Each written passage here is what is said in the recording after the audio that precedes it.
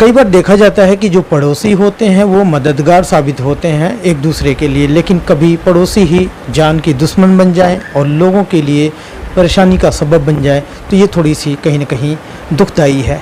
मैं बात कर रहा हूँ, इस समय आप देख सकते हैं जीवन नगर में है और एक परिवार है जो जस्ट सामने ही घर पे अगर देखेंगे वीडियो में तो सामने वाला जो घर है इसमें बैठे कुछ लोग एक परिवार के लिए आफत बन गए और परिवार की मामूली सी कहासुनी पे एक बार ऐसा समय आता है कि आपस में लड़के दूसरे परिवार पर हावी होकर उनको परेशानी के लिए एक बार के लिए ऐसे बना देते हैं कि जो आपके सामने ये मंजर दिख रहा है। मैं थोड़ी सी चीज़ों को लेकर आपस में एक टकराव होता है। टकराव होने के बाद से एक परिवार दूसरे परिवार पर हावी होकर जमकर मार पिटाई होती है। मार पिटाई में कहीं ना कहीं ये सामने बैठी ये लेटी जो गुड़िया है ये शिकार हो जाती है और शिकार में इसे चोट ज़्यादा आता है। हॉस्पिटल परिवार के लोग दर बदर भटकते हैं और आज अभी फ़िलहाल जो आपको ये दृश्य दिख रहा है ये घर में बैठी गुड़िया कराह रही है। मामला सब कुछ आपके सामने क्लियर होगा, आपको बताएंगे कि किस तरीके से यहाँ तक ये नौबत आई कि एक परिवार में कहीं तो मायूसी है और दूसरा परिवार का कुछ सदस्य इस परेशानी में जब इस परिवार को डालकर क्या कुछ उन्होंने महसूस किया। क्या मामला हुआ है, कैसे आज आप लोगों के घर में इस तरीके से परेशानी हुई है? ये भाई है मेरा चचेरा भाई, मैं जीवन नगर में ही रहता हूँ, ये भी जीवन नगर में ही रहता है। पड़ोस में एक लेडी है दबंग, वो सबको डरा धमका के रखती है। हम ड्यूटी निकल गए थे, बाद में भाभी जी थी यहाँ, ये बच्चे थे। बाद में छोटे से कूड़े के लिए यहाँ लड़ाई हुई है। भाभी जी जैसे बाहर निकली हैं उन्होंने उसके पकड़ लिया, अंदर भाग आए। बच्चे थे, बच्चों को लात घूंसों से मारा गया। अब जैसे उल्टी जगह लात लगी है तो बच्ची की एक पसली में क्रैकनेस आई है। हमें पता लगा, हम यहाँ आए। यहाँ जाने के बाद में हम सीधे पुलिस चौकी गए। पुलिस चौकी जाके हमने केस FIR दर्ज कराई। हमारे सामने ही वो लोग भी पहुँच गए थे वहाँ। उन्होंने उनको अपना सफाई दी कि जी हमें गंगा जल लो, मंदिर में चढ़ाओ। हमने कुछ नहीं किया। अच्छा जी, हमारे ऊपर सतपाल जी और भड़क रहे थे कि ये सतपाल जी वहाँ के इंचार्ज हैं कि जी हाँ थाने में, कि तुम्हारा ये सब वो कह रही है, तुम कुछ लड़ाई तो हुई नहीं है, तुम क्यों इसमें ड्रामाबाजी कर रहे हो। ये सतपाल जी ने कहा था जी, मुझे कहा था सतपाल जी ने मुझे कहा था। मैंने पलट के सतपाल जी को यही जवाब दिया था, मैं सर कोई बाप ऐसा नहीं है जो अपनी बेटी की पसली तोड़ेगा। हम डॉक्टर के पास जा रहे हैं, वो तो डॉक्टर बता देगा क्या है क्या नहीं है। हम यहाँ से बीके गए, बीके में जाके हमें मनीष डॉक्टर मिलते हैं। उन्होंने एक इंजेक्शन दे दिया बेटी को, लेकिन उससे कोई आराम नहीं हुआ। हम लेके फिर यहीं आ गए। लौट के फिर हम प्राइवेट अस्पताल में जाते हैं। प्राइवेट अस्पताल में जैसे हम वहाँ जाते हैं तो प्राइवेट अस्पताल में हमें कहा जाता है कि क्या हुआ, कि जी ऐसे ऐसे मुक्का लगा है, लड़ाई हो गई थी। वो कहते हैं जी एक काम करो, या तो पुलिस से लिखवा के लाओ या पुलिस वाला हमारे सामने लेके आओ। हम पुलिस वालों के पास में जाते हैं, पुलिस वाले ना तो हमें कोई लिख के देते हैं कागज़, ना ही हमारे साथ जाने को राजी होते हैं। साफ मना कर दिया, हमारे पास में कोई कांस्टेबल फालतू नहीं है, ये कहा था हमें। हम वहाँ से फिर बीके चले गए जी, हारे थके क्या करते, बेटी हमारी तड़प रही थी, हम लेके उसको बीके चले गए। बीके जाके फिर हमने मनीष जी को कहा सर कोई इंजेक्शन ऐसा दे जो बेटी को थोड़ा आराम मिल जाए। नहीं जी, उन्होंने साफ कह दिया कि भाई मेरे पास में जो सरकार देती है इंजेक्शन मैंने वो लगा दिया, अब इसको आराम नहीं मिलता है तो आप एक काम करो प्राइवेट अस्पताल में आप चले जाओ। अब हम प्राइवेट अस्पताल में जाएं तो जाएं कैसे, फिर हम लौट के सब गोची चौकी चले आए। गोची चौकी ने किसी ने हमें राय दी, एक काम करो आप मुझे सर थाने चले जाओ ACP के पास। हम ACP के पास गए, वहाँ से हमें उन्होंने कहा SHO के पास जाओ, यदि वो नहीं कहते हैं तो मुझे फ़ोन करना, मैं आ जाऊँगा। वहाँ पे ईश्वर सिंह मिले हमें, उन्होंने कहा एक काम करो मेरा नंबर लो, सतपाल जी का नंबर लो, यदि कोई डॉक्टर मना करता है तो इस पर फ़ोन करना, हम एक्शन लेंगे। गोची में चौकी में आए, चौकी में आके फिर उन्होंने बेटी की हालत देखी, फिर उन्होंने कहा एक काम करो आप तुल्ली डॉक्टर के पास जाओ 55 सेक्टर में। हम डॉक्टर के पास गए, उन्होंने जाके भर्ती कर लिया इमरजेंसी में, क्योंकि बेटी बहुत ज़्यादा दर्द से कराह रही थी। अब 2 दिन हो गए हमें, उन्होंने रिपोर्ट एक्सरा किया था, अल्ट्रासाउंड किया था, सब एक्सरा में इसकी एक पर्सली क्रैकनेस आई है। 24 घंटे बाद में फिर चौकी से बंदे आते हैं। सतपाल जी भी खुद आए थे। उन्होंने डॉक्टर की से सलाह ली, डॉक्टर से रिपोर्ट देखी थी।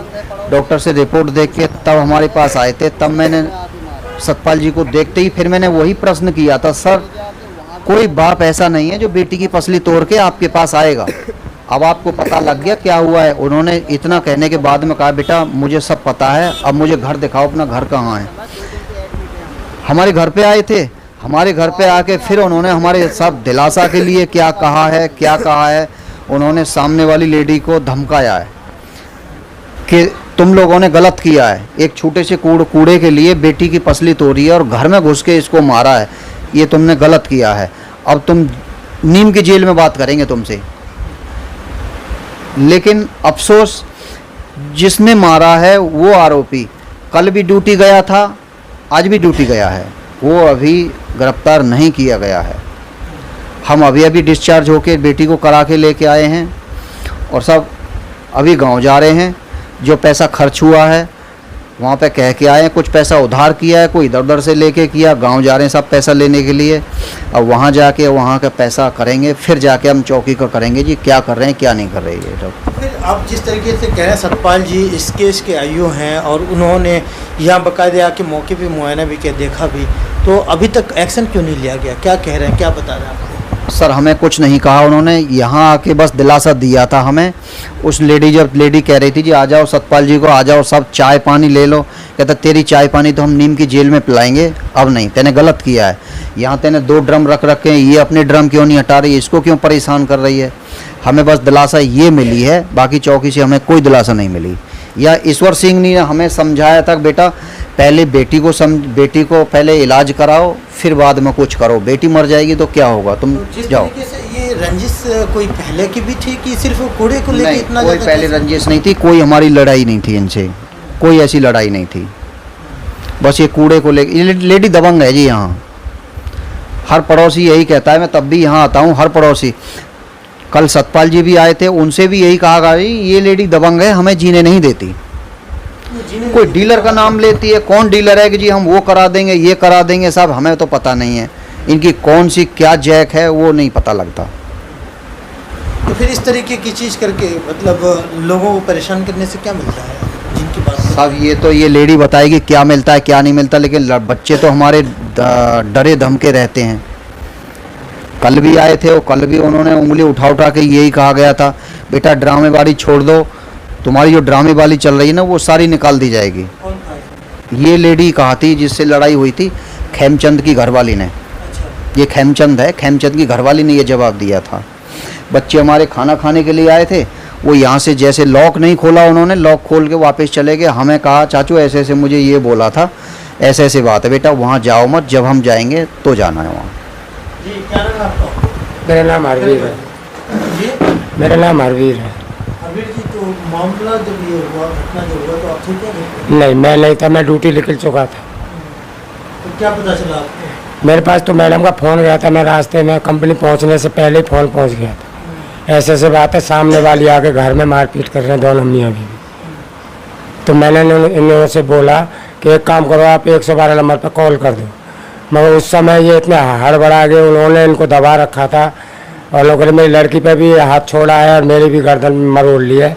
मैं कोई बात ना, तो मैं 112 नंबर पर कॉल करो, तो इन्होंने कॉल नहीं कर पाए क्योंकि ये बिल्कुल हड़बड़ा हुए थे। क्या नाम है आपका? मेरा नाम निशा है। निशा, अच्छा ये बताओ कैसे हुआ? आप तो जब चोट लगा आप कहाँ थे उस टाइम, क्या मामला क्या हुआ? मैं लोटी हुई थी अंदर और ये कूड़े के ऊपर बहस, मतलब कि मम्मी ने गेट खोला था तो ये आंटी ये मम्मी से कह रही थी कि ये कूड़ा वगैरह, तो तब तो मुझे कुछ पता नहीं था। फिर मैं अंदर से आई, वो फिर ये जो खेमी अंकल है ना, इन्होंने मेरे लात घूसे से यहाँ पे वो करा था, मारा था मेरे को। फिर उसके बाद मेरी हालत ख़राब हो गई, फिर मैं कुछ नहीं कर पाई। फिर मम्मी को उन्होंने मारा, दबोचा था, गर्दन पकड़ी आंटी ने, उन्होंने हस्बैंड ने और उनकी लड़की ने। अच्छा हाँ। तो लड़ाई बस वही कूड़ा डालने से? हाँ, कूड़ा डालने से हुई थी। जी आप बताओ, तो फिर लड़ाई में आप क्यों आए? आखिर में वो कर रही थी तो फिर आप तो ये भी कह सकते तुम मत तोड़ो। नहीं है तका सारा तका बोल रही तका बाहर लिखर के आ, हम तेरे को तका बताएंगे। मैं क्यों लड़ाई कर रही कूड़े के ऊपर तका कि तू ज़्यादा वो है ना, हम दबंग हैं यहाँ के तका, तू हमें क्या कर सकती है, हमारे संग बहुत कुछ है। मैं को ऐसे मत बोले मेरे बच्चे को। आई तो डायरेक्ट उसके घर वाले ने मेरी गर्दन पकड़ी है, इतनी लात तका घूसे तका मेरे तका मारे तका मेरे ये मारे ये और यहाँ मारे।